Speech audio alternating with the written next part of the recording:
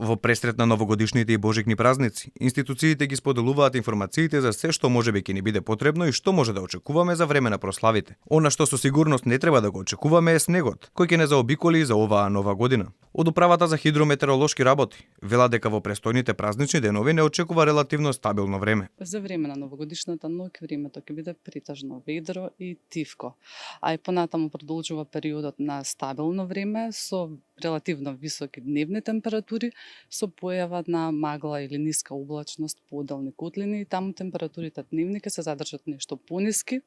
Особено топло ќе биде на повисоките места за време на викендот и во почетокот на следната седмица. Од Републичкиот совет за безбедност во сообраќајот вела дека поради празниците се очекува поголема раздвиженост на луѓе и почести патувања, а со тоа и зголемен број на возила во сообраќајот за време на пониски температури или изгави коловози. За избегнување на несакани ситуации препорачуваат доследно следење на правилата и прописите.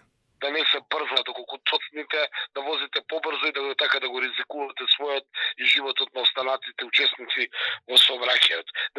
Секако да се управува технички исправно возило и да не се користи мобилен телефон додека управувате со него.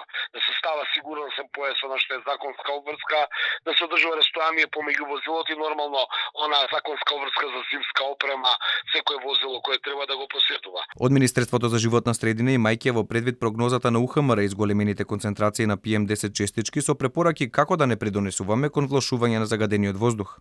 Возилата да не се користат без поголема потреба, повеќе лица да се возат со едно возило во исто време, да се користи јавниот превоз, за затоплување на простории да не се користи прегорено масло, лакирани или обоени отпадоци од дрво и мебел, стиропор, пет амбалажа, парчиња гума и било каков синтетички материјал, правилно да се користат печките за дрва.